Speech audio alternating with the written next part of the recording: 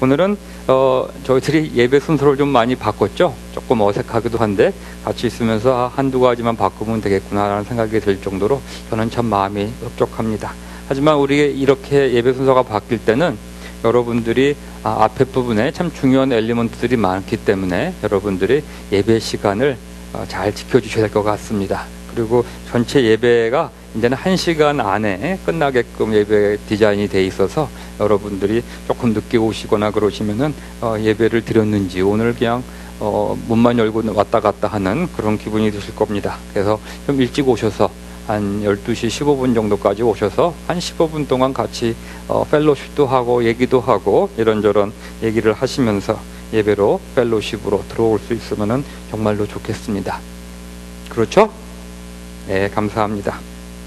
오늘은 광야로 이끄신 하나님, 우리 출애굽기를 지금 읽고 있는데 우리가 월요일이면 아마 출애굽기가 다 끝나는 걸로 알고 있어요. 우리가 레위기로 넘어가기 때문에 오늘은 이 출애굽기를 보면서 출애굽기에 있는 전체적인 어떠한 메인 띠을 한번 보고 싶습니다. 출애굽기는 여러 가지 거기에 좋은 성경 말씀이 있지만 결국은 광야라고 하는 것이 그 메인 띠이 되겠습니다.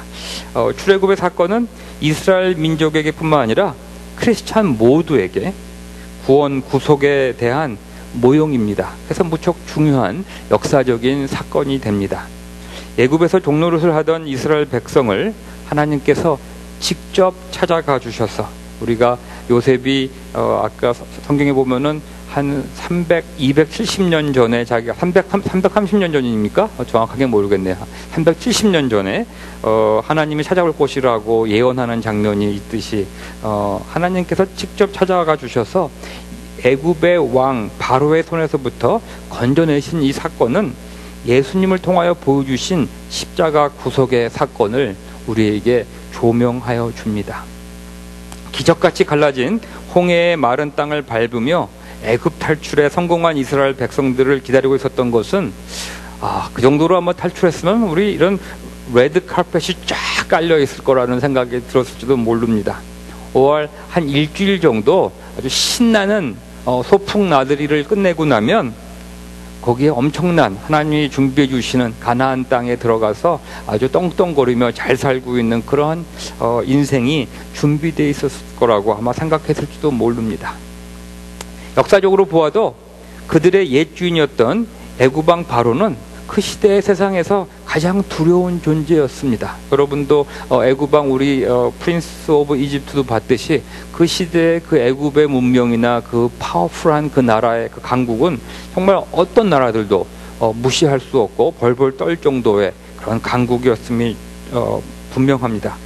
바로 왕은 정말로 무서운 존재였습니다. 그렇게 파워풀한 바로 왕의 얼굴을 납작하게 만들며 심지어는 재밌죠? 성경에 보면은 온갖 음식과 보석들을 애굽 사람으로부터 챙겨서 전능하신 하나님의 손을 붙잡고 나왔던 출애굽이었습니다. 고욕과 압박을 더 이상 당할 필요가 없는 자유인으로서의 새로운 삶을 꿈꾸며 떠났던 여정길 아니었습니까? 근데 이거 참 표현이 이게 어느 사투리죠? 우찌 이런 일이 있었는지. 우찌가 어디 사투리예요? 응? 전라도에 우찌 이런 일이 일어났는지 5일이 지나고 일주일이 지나고 한 달이 지나고 1년이 지나고 10년 20년 30년 여기 보면 대부분 몇 번 빼놓고는 다 나이가 30 이전 사람들이 많은데 그리고 40여 년이라는 세월이 흘렀는데도 그들은 아직도 광야에서 헤매고 있어야만 했습니다. 함께 탈출을 해왔던 출애굽 1세들은 이미 다 광야에서 묻혔습니다. 얼마나 허무해요, 그렇죠? 이 출애굽을 해가지고 가나안 땅에 들어가는 것이 그들에게는 어떠한 목표였을 텐데 다 묻혔습니다. 그렇게 떵떵거리던 정말 우리가 다른 각도로 보면은 떵떵거리던 모세도 아론도 미리암도 다 광야에 바람에 흩날려가는 요새 내가 이 찬양 어떤 그 옛날에 듣던 이거 락이라 그럽니까? 그 노래의 제목인데 Dust in the Wind 마냥 무상하게 사라져갔습니다. 여기 더스트 인 더 윈드라는 그 음악 들으신 분 손 한번 들어보시죠. 같은 세대. 우리 쌍선이는 저랑 같은 코드예요. 좋습니다. 그들의 전성기 때의 이야기들을 이 사람 저 사람 입을 통하여 종종 듣고 기억하게 되지만 사람들의 기억 속으로 사라지고 출애굽의 그 놀라운 사건들 그리고 그들을 통하여 이루어진 기적과 이적들은 이제 또 이게 또 노래가 나옵니다. 제가 요새 센티멘탈해진답니다. 그 자그마한 유리병 속에 담겨져 버린 타임 인 더 바를처럼 더 이상도 그 이하도 의미도 없었을 뿐만 아니라 더 이상의 영향력도 발휘하지 못하게 되었습니다. 그런 때예요. 종살이의 해방, 적과 꿀이 흐르는 가나안 땅의 입성을 모두 같이 꿈꿔왔건만 정말로 너무나 허무하고 무상합니다. 단지 애굽의 종살이를 모르고 그냥 광야에서 태어난 2세들만 가나안 땅에 입성하게 되었다니 그 출애굽의 사건의 그 의미는 진정 무엇입니까? 출애굽에 나와서 가나안 땅에 들어가는 것이 원 패키지가 되어야 되는데 가나안 땅에 들어간 사람은 애굽의 종살이를 모르는 광야에서 태어난 2세들만 들어갔다니 이게 좀 앞뒤가 안 맞는 성경의 스토리입니다. 출애굽 백성들의 소망이라고 하는 저 요단강 건너편 가나안 땅, 저 천국은 출애굽 1세들에게는 무슨 연유였든지 해당이 안 되는 축복의 약속이었단 말입니까? 아니면 신앙 1세들은 출애굽을 하는 순간부터 물이 없다고 목마르다고 불평하고 배고프다고 불평하고 무섭고 외로워서 죽겠다라고 툭하면 불평 불만을 토했기 때문에 하나님이 화가 나셔서 하나님을 거역했기 때문에 그 때문에 저주를 받아서 광야에서 죽어야만 했던 것입니까? 아니 그렇다면 광야에서 태어난 이세들은 무슨 죄가 있기에 태어나면서부터 그 광야의 고생길을 걸어야만 했습니까? 아무리 봐도 이 광야의 이야기는 우리가 만화 영화를 보면 재밌지만 생각을 아무리 해도 앞뒤가 안 맞습니다. 1세계도 안 맞고 2세도 태어나면서부터 그들은 광야에서 고통을 받는 삶을 살았습니다. 그리고 모세를 한번 봅시다. 하나님과 얼굴을 마주대면서 그렇게 하나님과 친밀한 삶을 살았던 그 모세, 우리의 지도자 모세. 하나님의 눈에 아마 잘못한 행동이 한두 개가 있었을 거예요. 그렇죠? 성경을 보면은 무슨 락을 지팡이로 2번 때렸다는 등 이런 얘기가 있습니다. 그래서 하나님의 영광을 가리워서 천국에 못 들어갔다, 가나안 땅에 못 들어갔다라는 얘기가 있지만 참 그거 만약에 그것 때문에 천국에 들어가지 못했다면 저 같은 사람은 바늘 구멍을 통과해야지만 가나안 땅에 천국에 들어갈 수 있지 않을까요? 여러분은 어떠십니까? 만약에 모세가 락을 2번 쳐서 하나님의 뜻을 거역했기 때문에 가나안 땅에 못 들어간 거라면 우리들은 들어갈 수 있을까요? 힘이 걱정이 앞섭니다. 바늘구멍마저 저는 녹이 슬어서인지 그 구멍 너머에 천국의 길이 전혀 보이지가 않습니다. 이러한 생각은 저의 마음을 어젯밤에 짓눌었습니다. 그래서 우리는 오늘 이 애굽에서 나온 이스라엘 백성을 기다리고 있었던 그 광야가 무엇인지를 다시 한번 봐야 될 것 같아요. 진정한 의미가 무엇인가? 우리가 이것을 진정히 알지 못하고 나서는 이 출애굽기의 이 이야기, 광야로 이끄신 하나님을 도대체 이해할 수 없어요. 물론 관심이 없어서 광야로 이끌든지 말든지 이러면 몰라도 정말로 광야로 이끄셨던 그 하나님에 대해서 우리가 알고 싶다면 그 광야가 무슨 의미였는지, 출애굽을 한 이스라엘 백성과 그리고 예수 그리스도의 십자가를 통하여 구원을 얻은 우리들의 믿음의 여정길에도 광야라는 것이 왜, 그리고 항상, 그리고 머스트 존재하는지를 파악하고 깨달아야 할 것입니다. 먼저 출애굽기 13장 17절을 보면 왜 하나님은 출애굽 백성들을 광야로 이끄셨는지 그 이유를 잠시 우리에게 보여주고 계십니다. 가나안 땅으로 가는 가장 빠른 길은 애굽에서부터 그 해안, 지중해 해안을 따라서 가는 길이라고 합니다.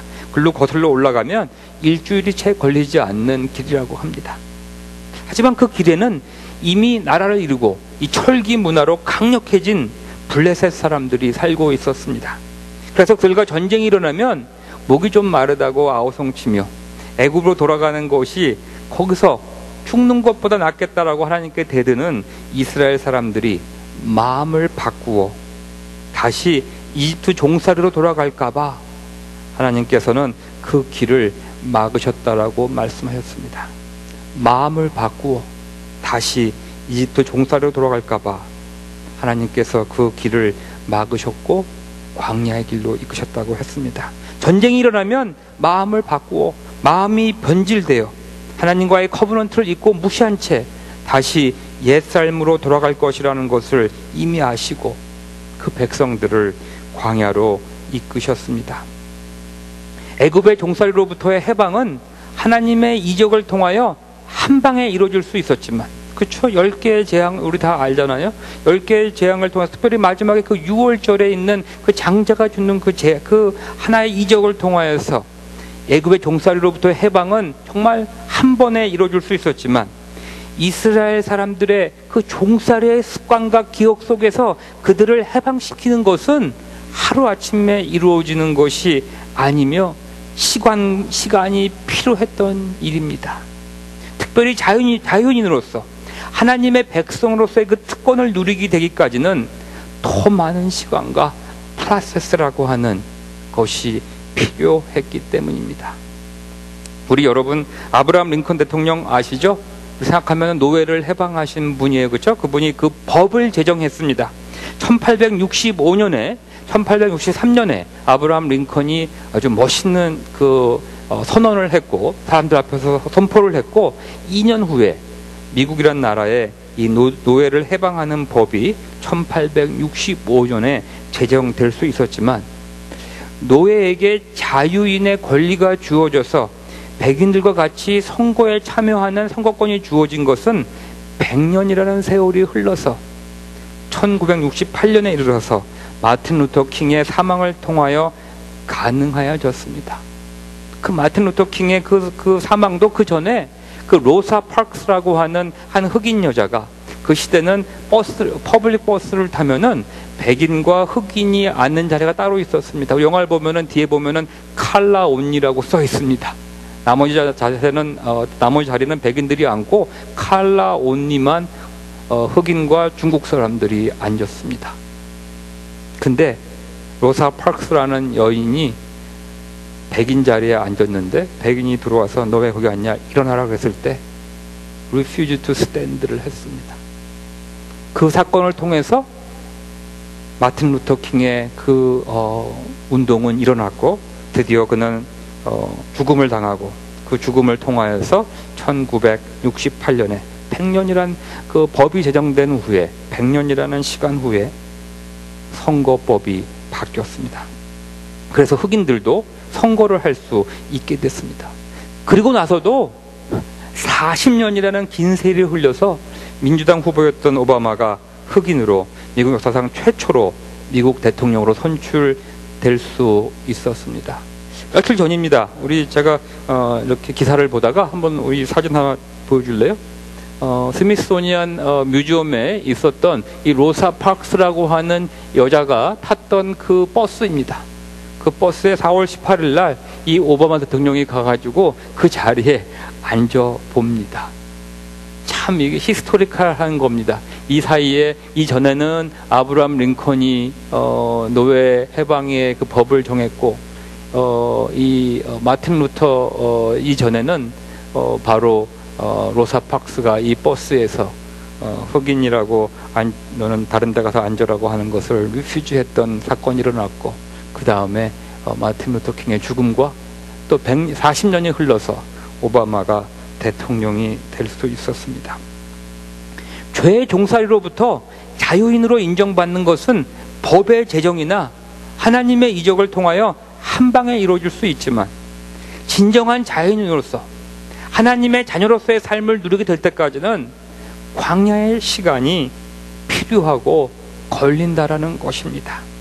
우리가 예수님의 십자가 보혈의 구속사건으로 더 이상 죄인이 아니라고 칭해졌지만, 우리가 더 이상 죄인이 아닌 자유인으로서 하나님의 자녀로서 온전한 믿음의 삶을 살아가는 데는 광야의 시간이 머스트, 필요한 것입니다. 그래서 이스라엘 사람들을 하나님께서는 광야의 길로 이끄셨던 것입니다. 광야의 길은 저주의 길이요, 형벌을 받는 고난의 길만은 절대로 아닙니다.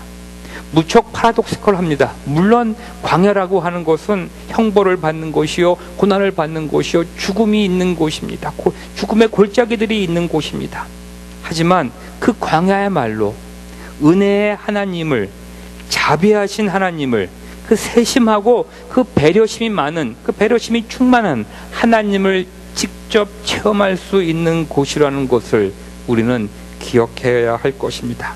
바로의 권세에 마음이 녹아내려서, 그리고 후양찬란한 애굽의 문명에 눈이 멀어서 자신들과 함께 하시는 하나님을 볼 수 없었던 그 이스라엘 백성들을 광야로 이끄신 이유는 낮에는 구름 기둥으로 앞서가시며 길로 인도하시고, 밤에는 불 기둥으로 앞길을 비춰주시면서 하나님 당신께서 백성들과 함께하고 계시다는 것을 그토록 알려주고 싶으셨습니다. 만약에 여러분들의 광야의 삶이 있다면 광야 속에서 여러분들은 하나님이 함께하고 계시다고 하는 것을 체험할 수 있는 그 축복의 장소라고 하는 것을 기억하시기 바랍니다. 너희와 같이 자고 같이 걷고 너희와 함께하고 싶다라고 하는 그 하나님의 마음을 전하기 위하여 이스라엘 백성에게 성막을 만들라고 했습니다. 그래서 그들이 진을 치고 있을 때 그들 가운데 성막을 세우게 하시고, 그들 중에 함께 거하시는 하나님을 두 눈을 통해서 직접 볼 수 있게 하여 주셨습니다. 우리 출애굽에 보면 성막을 짓는 그 모든 내용이 나오잖아요. 그 성막의 의미는 바로 하나님이 너희 진중에 함께 하시다고 하는 것을 의미합니다. 조금 힘들고 어려울 때마다 어김없이 옛적 종살이 하던 애굽을 바라보면서 그것이 뭐가 그렇게 좋은지, 한염없이 흐느끼는 어리석고 고집센 백성들에게 내가 너희를 지키며 인도하여 주고 배불리 먹여주시는 하나님임을 직접 체험하고 안심하라고 40년 동안 하루도 거르지 않고 그들에게 만나와 메추라기로 그들을 배불리 먹이셨습니다. 그들이 신고 입고 다니는 신발도 의복도 40년 동안 한 번도 헤어진 적이 없다라고 성경은 우리에게 말하고 있습니다. 그들 가운데 거하시는, 그들과 그들을 눈동자처럼 직접 돌봐주시는 하나님을 직접 목격하라고, 직접 체험하라고, 직접 손으로 만지며 눈으로 보고 여러분의 오감을 가지고 직접 체험하라고. 우리는 육신을 가지고 있는 존재이기 때문에 그렇게 하나님은 우리에게 알려주셨습니다. 그런데도 싸우고 질투하고 툭하면 배반하며 죄 짓는 백성들을 하나님은 바라보시게 됩니다. 죄인과는 함께 하실 수 없으신 하나님께서 그 죄를 짓는 당신의 백성들을 보며 얼마나 죄를 지은 백성이지만 함께 하고 싶으셨는지 그들의 죄를 용서해 줄 수 있는 번제를 통한 속죄의 길도 열어주셨습니다. 그것이 이스라엘 백성의 제사예요. 목이 곧고 고집이 세서 또 넘어지기에 더 이상 넘어지지 않도록 율법을 제정하여 미리미리 지키게 하여 주셨습니다. 오직 한 가지를 기대하시면서 말입니다. 하나님이 이스라엘 백성에게 주신 축복의 언약, 너희가 사는 곳에 나도 같이 살겠다. 레위기에서 이렇게 말하고 있습니다. 너희가 사는 곳에 나도 같이 살겠다. 나는 너희를 싫어하지 않는다. 나는 너희 사이를 거닐겠다. 나는 너희 하나님이 되고 너희는 나의 백성이 될 것이다 하는 이 축복의 언약을 깨달아서 이스라엘 백성도 극히 자유함 속에서 스스로 하나님과 함께하는 것을 즐거워하며 기뻐하기를 그토록 바라셨습니다. 저는 이 레위기에 있는 이 말씀을 읽으면 그냥 눈물이 납니다. 하나님이 무엇이 모자라서 우리 인간들에게 매달려서 너희의 사는 곳에 나도 같이 살고 싶다. 나는 너희를 싫어하지 않는다. 제발 나를 받아줘라. 나는 너희 사이에서 거닐고 싶다. 나는 너희 하나님이 되고 너는 나의 백성이 될 것이다. 우리가 이 성경 말씀을 정말 눈물을 펑펑 흘리지 않고 받을 수 있다면 어쩌면 우리의 마음이 너무 묻어진 게 아닌가 생각이 듭니다. 이 세상에 어떤 하나님이, 어떠한 신이 자기의 피조물에게 이렇게 매달리며 너와 함께 하고 싶다고 말하고 있는지 정말 저의 생각으로나 저의 짧은 생각으로는 이해가 될 수가 없습니다. 진정한 행복은 물질의 풍요나 새로운 것을 이룩해내는 성취감에 오는 것만은 절대로 아니라는 것을 깨우쳐 주시고 싶으셨습니다. 우리의 인생이 그러하듯이 광야의 삶은 물론 힘듭니다. 하지만 하루를 시작하면서 하루를 마치면서 하나님과 아침 저녁으로 그저 함께하는 그 단순한 삶 속에서 진정한 기쁨을 맛보게 되기를 원하셨던 것입니다. 하나님과 함께하는 삶이야말로 구원입니다. 하나님과 함께하는 그곳이 바로 천국입니다.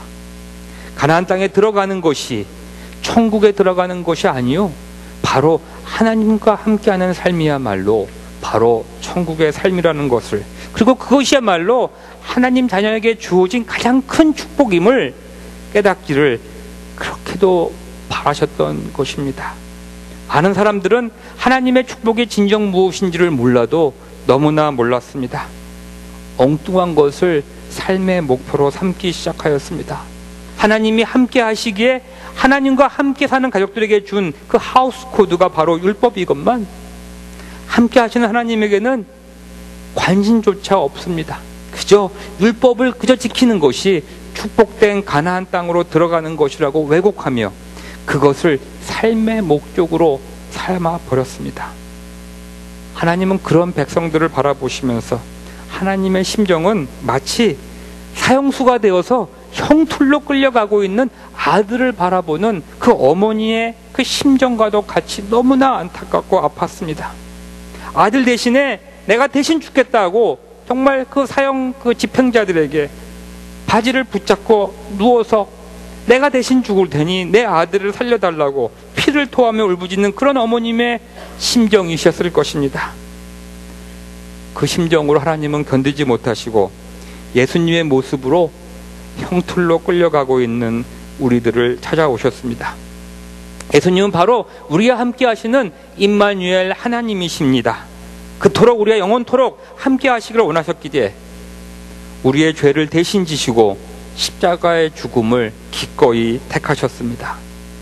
예수 그리스도 안에서 이 하나님의 사랑을 믿는 자들과 하나님은 지금부터 영원히 함께 하실 것을 저는 믿습니다. 가나안 땅에 들어가서부터가 아니라 예수님을 믿는 그 순간부터 하나님과 함께하는 천국의 삶이 시작된다는 것을 저는 믿습니다. 여러분의 삶 속에 어떤 광야의 길이 있습니까? 광야의 길이라고 혹시나 저주의 삶이라고 생각하십니까?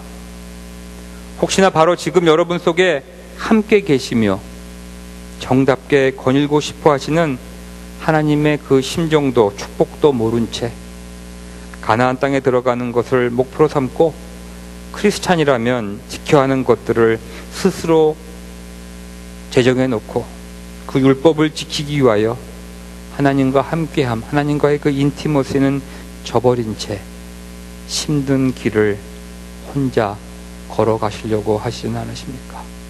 기도하시겠습니다. 하나님 감사합니다. 우리의 삶 속에 광야의 길이 항상 있는 것을